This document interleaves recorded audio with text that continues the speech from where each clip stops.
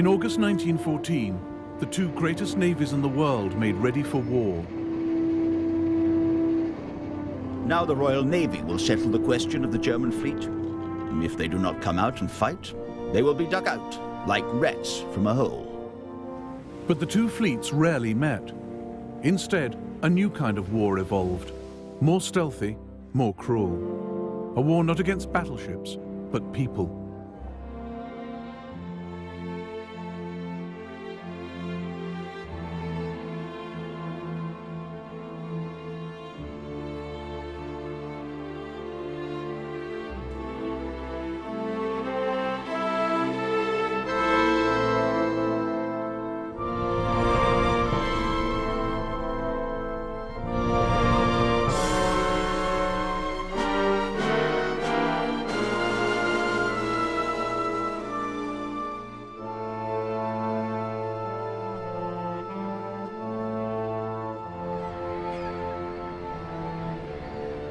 The world's capital ships in 1914 were the products of a Cold War.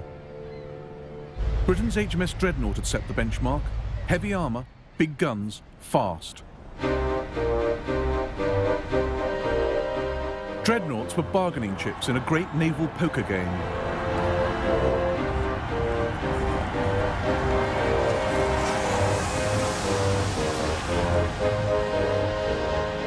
Germany had 13 and 7 building, Austria-Hungary 3, America 10, Britain 20. They kept the peace, but then the Cold War turned hot.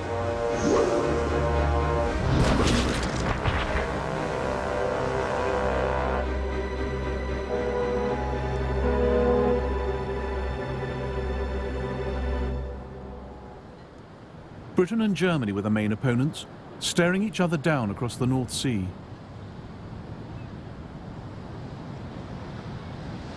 The longer the two sides looked at the map, the more obvious their problems became.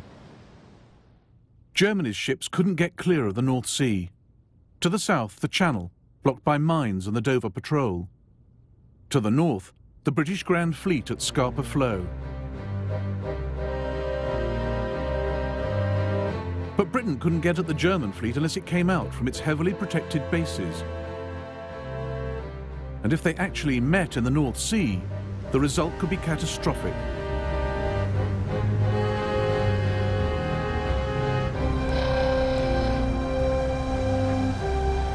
The sight everyone feared. Austro-Hungarian battleship the Istvan, sunk late in the war by a tiny Italian torpedo boat.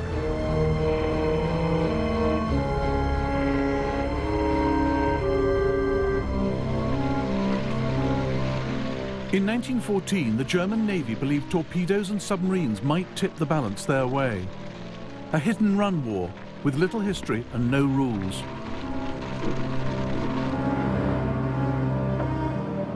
Jackie Fisher, Britain's sharpest admiral, predicted radical change ahead. The use of submarines has convinced us that in wartime, nothing can stand against them. The submarine is the coming type of war vessel for sea fighting.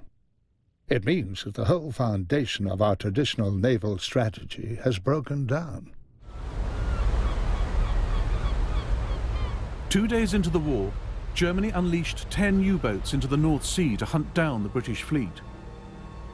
One of them, U-21, made her way to the Firth of Forth, where the British cruiser HMS Pathfinder was leaving Rosyth Naval Base.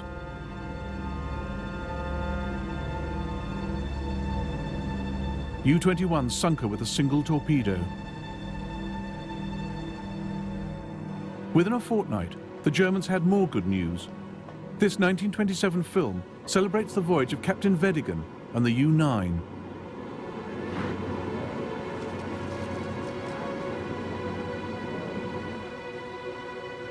Through my prismatic glasses, I noticed a small masthead coming into view near the Mars lightship. It looked like the mast of a warship. Could this be the first sight of the enemy that we were to have during the war? The U-9 had found the British cruisers Hogue, Aboukir and Cressy on patrol off the Dutch coast.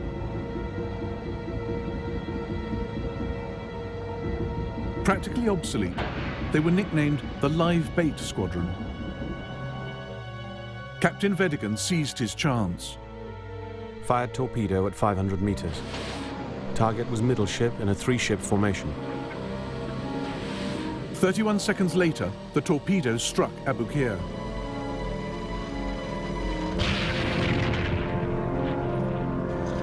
On board was Kit Musgrave. We were woken by a terrific crash, and the whole ship shook, and all the crockery in the pantry fell. Then Cressy and Hogue arrived and let down their boats. The Abukir went down suddenly, and we slid down her side into the water. Musgrave jumped into the North Sea and became the only man in the war to be sunk on 3 ships within 1 hour. I swam to the Hogue and was just going on board when she was struck and sank in 3 minutes. I then swam onto the Cressy and was hauled up the side with a rope. But she was struck also, and we sank. Georg von Müller was chief of Germany's Imperial Naval Cabinet. On our return from the morning ride, the first news of the successful torpedo attack by the U-9 on 3 English cruisers. We are all delighted, and the Kaiser is in 7th heaven.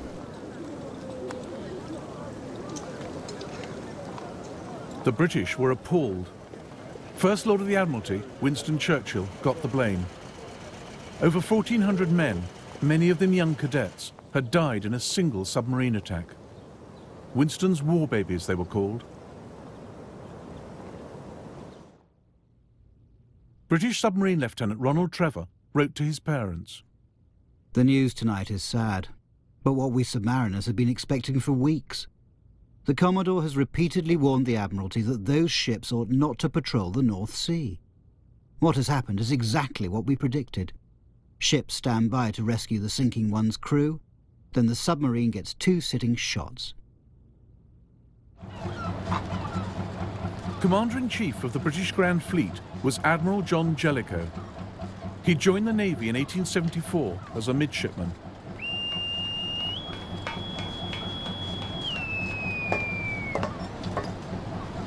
Known as Silent Jack, he was experienced, capable, and cautious. He ended patrols off the German coast, confining his most valuable ships to Scapa Flow and Rosyth, at the very limits of the U-boat's range. He warned the Admiralty. The Germans have shown that they rely to a very great extent on submarines, mines, and torpedoes, and there can be no doubt that they possess an actual superiority over us in these particular directions. Germany's forward submarine base was on the island of Heligoland. The U-boats were ordered to sweep the North Sea.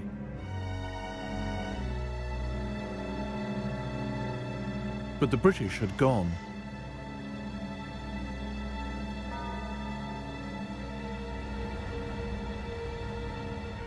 On the 16th of December 1914, hoping to lure the British out, 5 German warships steamed across the North Sea. At 7 in the morning, they opened fire on Scarborough and Hartlepool. There was a terrific crash. We thought it must be sudden thunder. But when another crash came, we rushed to the window and saw a lot of smoke and cried, "It's the Germans!" 2 of the wee girls hung on to me and said, "Are the Germans going to kill us?" 122 people died in the attack. It was the first time enemy warships had killed anyone on the British mainland in over a century. Jellicoe too had been thinking about attacking the enemy's homeland, but his weapon would not be a hit-and-miss naval bombardment, but a blockade, tight as a drum and lethal.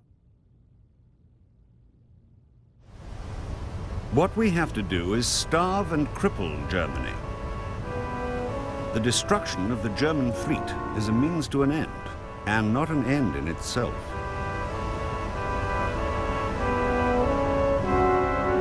Here was a use for those huge battleships, as sentinels sealing the exits from the North Sea, stopping Germany's fleet getting out and her vital food and war supplies getting in.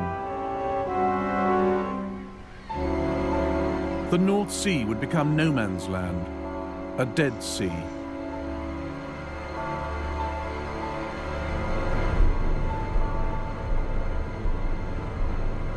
Jellicoe was helped by an invention more important than dreadnoughts or even submarines: wireless.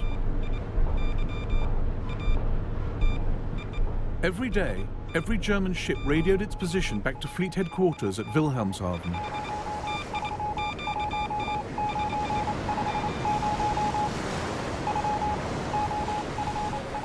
Across the North Sea, in the Coast Guard station at Hunstanton in Norfolk, British naval intelligence was listening.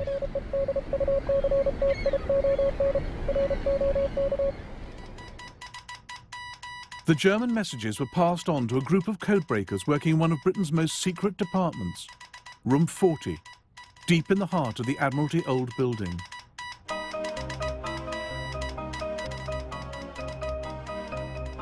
According to one of their officers, the men in Room 40 were a mixed bag. They knew ordinary literary German fluently, and they could be relied on. But of cryptography, of naval German, of the habits of war vessels of any nationality, they knew not a jot. Some, like Dilwyn Knox, would help crack the German Enigma code in the Second World War.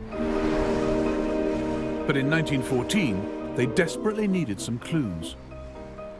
The break came in the Baltic Sea, where a German cruiser, the Magdeburg, was captured by the Russians. On board, they found one of the most valuable documents of the war and passed it on to their British allies. This is the Magdeburg's codebook. It allowed the men in Room 40 to read nearly everything the German Navy was planning.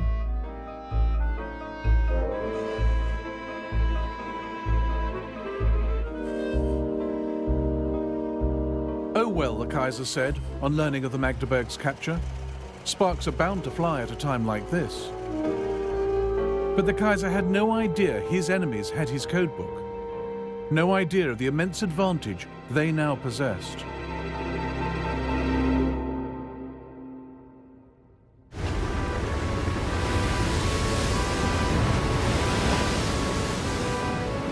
Britain's sea strategy in the First World War was simple: to isolate and starve her enemies. At Scapa Flow and Rosyth to the north, at Dover and Harwich to the south, the Royal Navy closed the North Sea to German ships.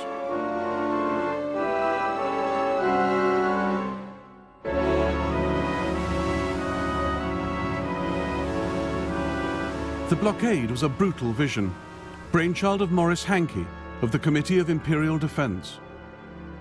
My belief in sea power amounted almost to a religion.